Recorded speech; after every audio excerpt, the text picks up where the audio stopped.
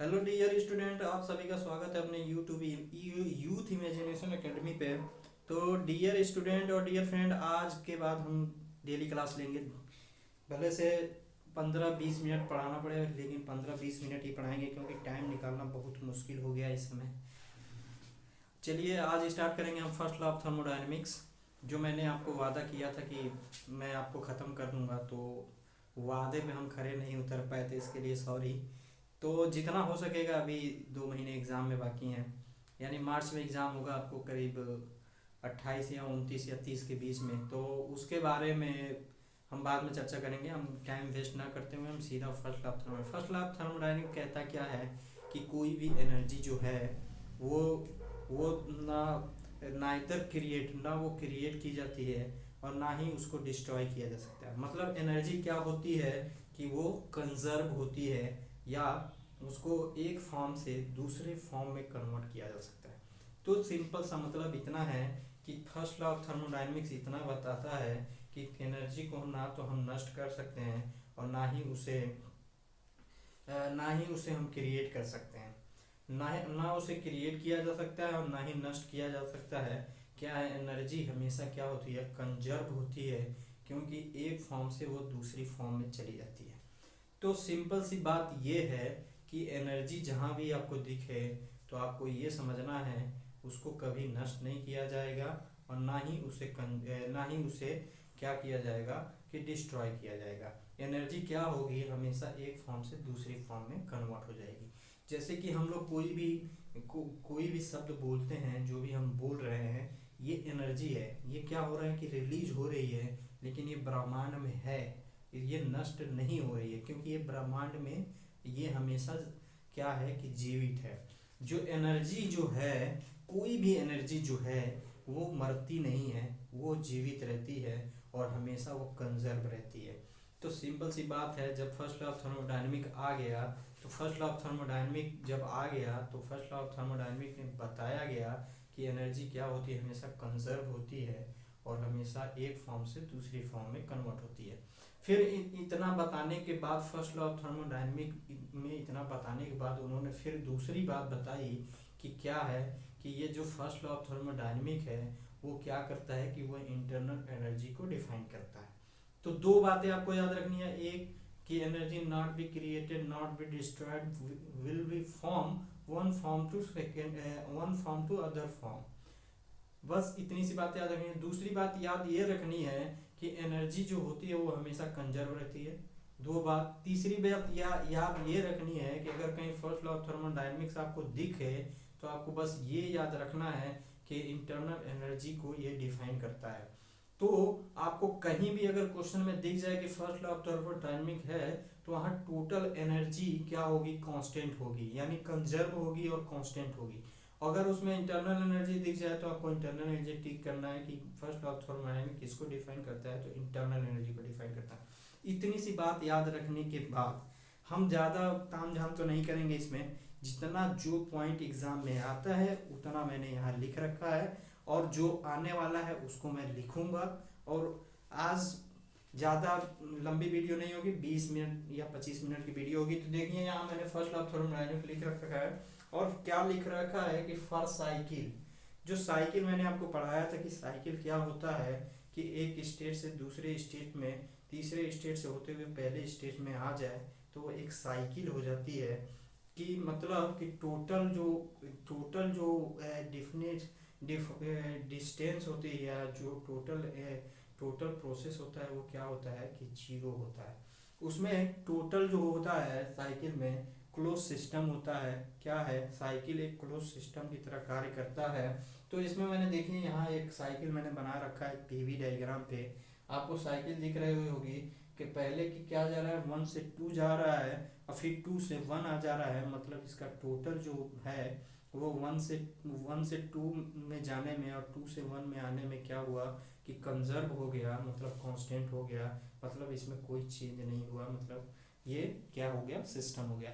अगर यही एक स्टेट से दूसरी स्टेट में चेंज हो जाता तो उसे हम क्या बोल देते कि प्रोसेस है। सिंपल सी बात ये है।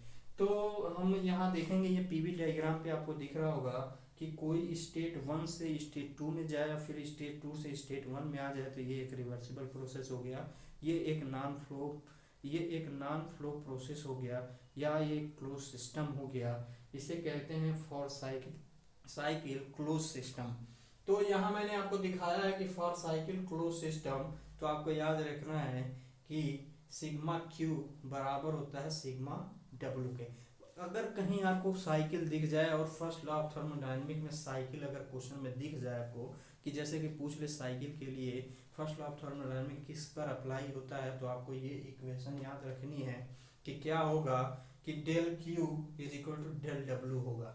तो ये हो गया cycle process, cycle for cycle के लिए, कि आपको याद रखना है कि डेल क्यू बराबर या एप्सिलॉन क्यू बराबर एप्सिलॉन डब्ल्यू होगा। और यहाँ हम क्या लिख सकते हैं, यहाँ एक और बात लिख सकते हैं कि जहाँ भी साइकिल प्रोसेस आएगा या क्लोज सिस्टम आएगी, वहाँ आपको इंटरनल एनर्जी डेल यू को क्या लिखना है, जीरो लिखना है। आपको ये याद रखना है कि जहाँ भी आपका ये साइकिल दिखेगा आपको क्लोज सिस्टम में, तो आपको डेल यू यानी इंटरनल एनर्जी क्या लिखना है, जीरो लिखना है। और ये डेल एप्सिलॉन क्यू बराबर क्या होगा, एप्सिलॉन डब्ल्यू होगा।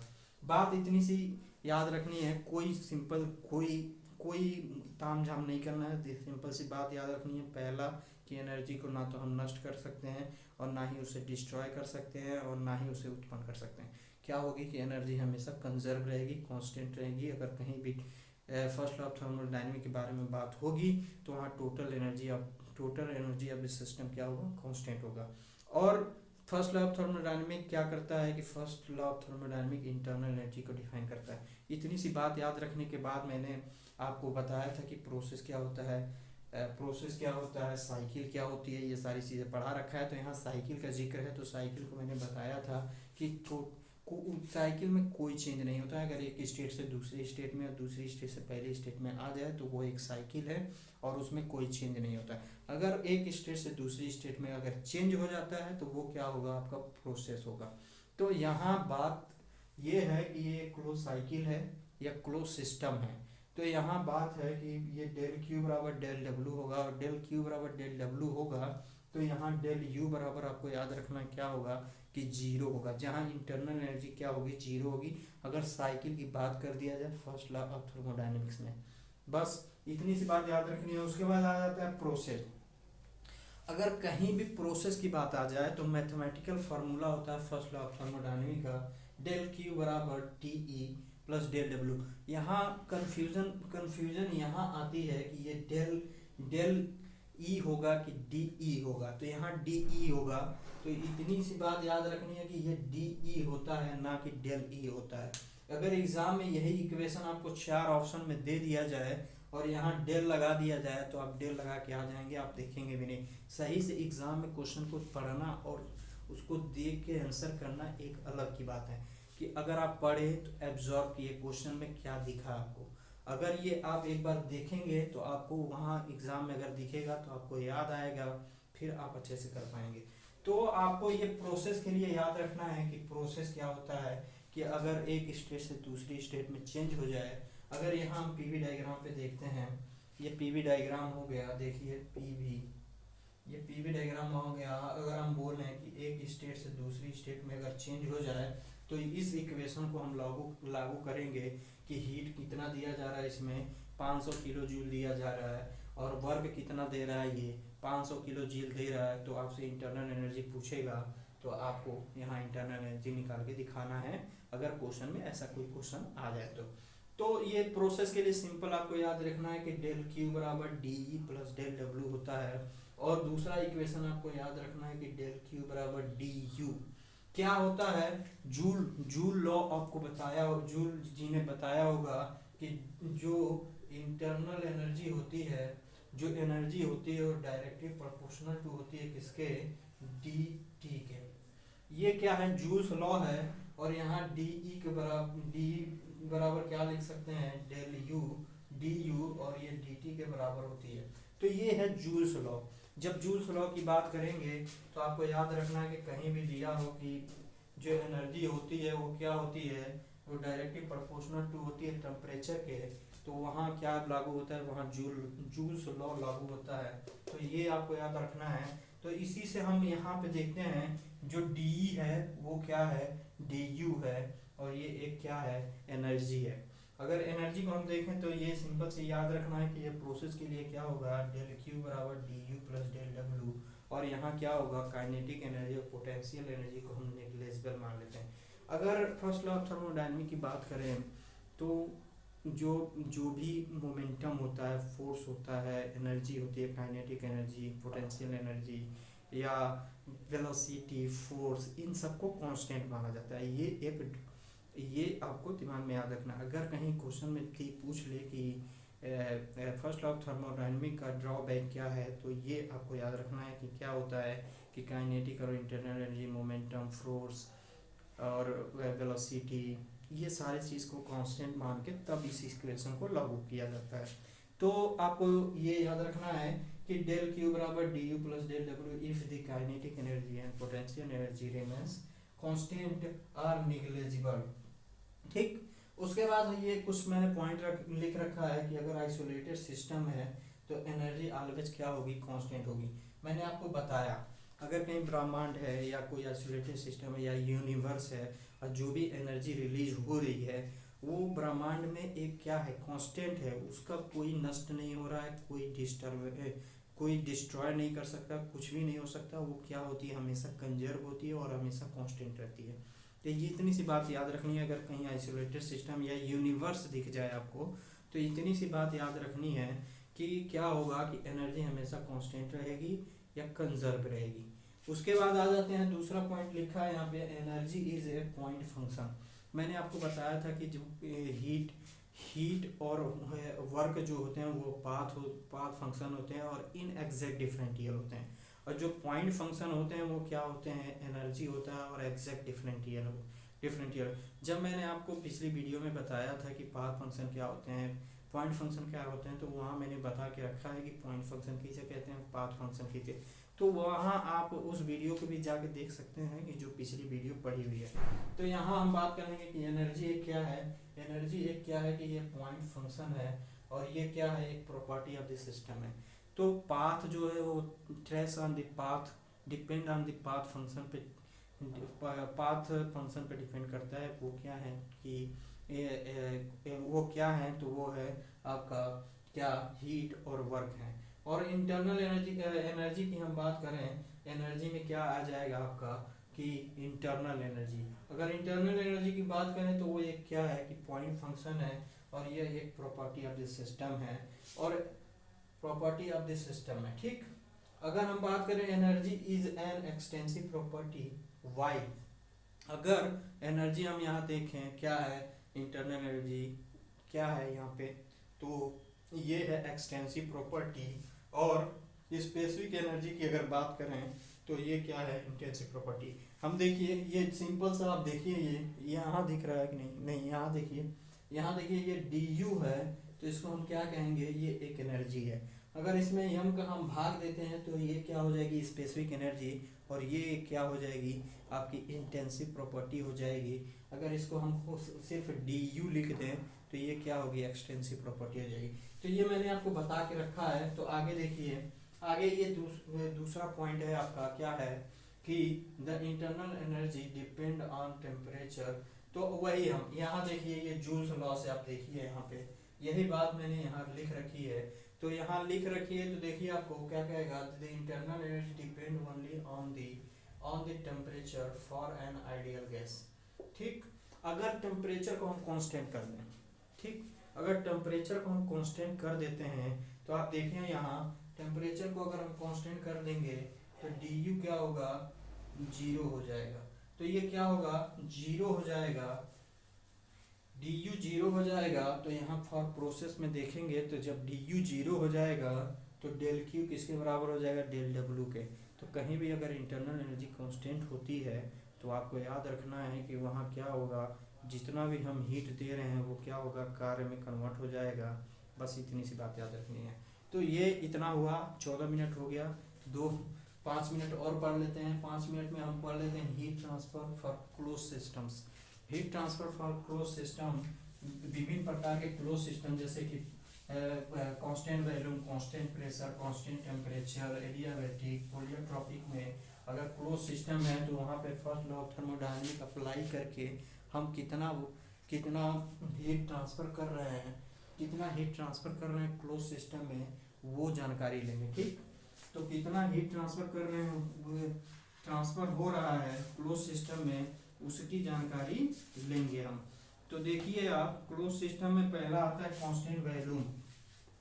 कांस्टेंट वॉल्यूम में हीट ट्रांसफ़र कितना होगा, तो देखिए आप, अगर कांस्टेंट वॉल्यूम पे हीट ट्रांसफ़र देखें तो आपको वहाँ हम first law of thermodynamic apply करें कांस्टेंट वॉल्यूम पे। ठीक, तो मैंने आपको बता के रखा है, अभी देखिए मैंने कैसे अप्लाई करके बता रहा हूँ आपको।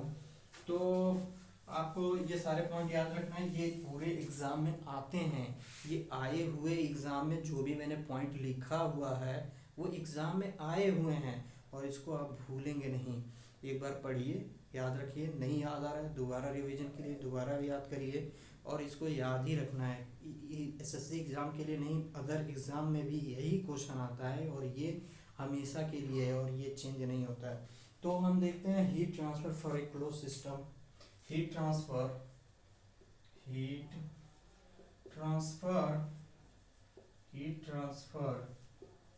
For close system. Heat transfer for close system में हम क्या देखेंगे, heat transfer for close system में हम देखेंगे, पहला है कांस्टेंट वॉल्यूम। पहला है क्या, heat transfer at constant volume. Heat transfer for constant volume. Heat transfer for constant volume. तो ये heat transfer for constant volume आपको आप देखेंगे, तो हम इसको पीवी डायग्राम के पहले इसको ड्रॉ कर लेते हैं। ठीक, देखिए ये पीवी डायग्राम हो गया, पी और वी। यहाँ कांस्टेंट वॉल्यूम कैसे होगा, ऐसे होगा। ठीक, यही होगा ना। तो 1 से 2 क्या होगा, कंप्रेशन या एक्सपेंशन, दोनों मान लो, कोई दिक्कत नहीं है। ठीक, ये हो गया आपका क्लोज एक क्या हो गया कि कांस्टेंट वॉल्यूम हो गया, क्या हो गया, ये कांस्टेंट वॉल्यूम पे क्लोज, कांस्टेंट वॉल्यूम पे क्या, कांस्टेंट वॉल्यूम पे हीट ट्रांसफर कितना होगा। ठीक है, कांस्टेंट वॉल्यूम पे। तो अब देखिए कांस्टेंट वॉल्यूम पे, इसको हम कांस्टेंट प्रेशर, कांस्टेंट वॉल्यूम, फिर से ऐसे कुछ क्लोज सिस्टम हमने बना लिया। ठीक, तो यहाँ देखिए हम इस पे देखेंगे, इस पे हीट ट्रांसफर इस पे कितना हो रहा है।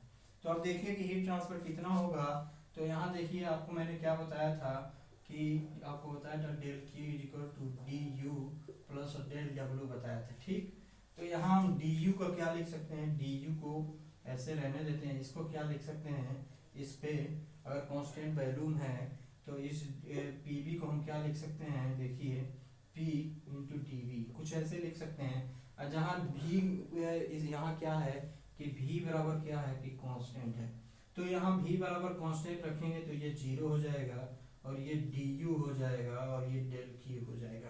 इतनी सी बात याद आई, इतनी सी बात समझ में आई। जब मैं आपको साइकिल पढ़ा रहा था, तो मैंने आपको बताया था कि work done non flow process में कितना होता है, P इंटू डी वी होता है, और ये 1 से 2 पे होता है। तो अगर 1 से 2 पे देखें, यहाँ से 1 पे 2 पे, 1 से 2 पे देखें तो P इंटू डी वी होगा, और डी वी क्या है, डी वी क्या है, कांस्टेंट है, तो V बराबर 0 यहाँ रखेंगे तो ये 0 हो जाएगा, और ये डी क्यू बराबर क्या हो जाएगा, डी यू, डेल क्यू बराबर क्या हो जाएगा, तो डी यू। तो यहाँ देखिए, अगर यहाँ से देखें 1 से 2 पे, तो ये क्या होगा, कांस्टेंट वैल्यूम पे सी भी, ये क्या हो गया T2 माइनस T1, कुछ ऐसा होगा। और ये क्यू भी, यानी कांस्टेंट वैल्यूम पे हीट ट्रांसफर कितना होगा, सी भी T2 माइनस T1 होगा। बात इतनी सी समझ में आई कि heat transfer for a constant volume पे कितना होगा, डेल क्यू बराबर D U plus del W, और डी यू प्लस 1 से 2 पे P इंटू डी बी होगा, और डी क्यू बराबर डी यू प्लस 0, और 0 हम रख देंगे तो डी क्यू किसके बराबर हो जाएगा, डी डेल क्यू किसके बराबर होगा डी यू के। और जब डी यू बराबर हो गया तो यहाँ देखिए कांस्टेंट वॉल्यूम पे T2 माइनस T1 कितना होगा, इतना हीट ट्रांसफर होगा किस पे, कांस्टेंट वॉल्यूम क्लोज सिस्टम में। ठीक, क्लोज सिस्टम में हीट ट्रांसफर कितना होगा कांस्टेंट वॉल्यूम पे, तो ये क्या होगा CV T2 माइनस T1। इतनी सी बात याद रखनी है। 20 मिनट हो गए। अब आगे एक और देख लेते हैं, heat transfer at a constant pressure. तो कुछ नहीं करना है, हीट ट्रांसफर कांस्टेंट प्रेशर पे अगर होगा तो कांस्टेंट प्रेशर पे देखिए तो ये जीरो हो जाएगा कांस्टेंट प्रेशर पे। यहाँ कुछ कर लेते हैं ऐसे,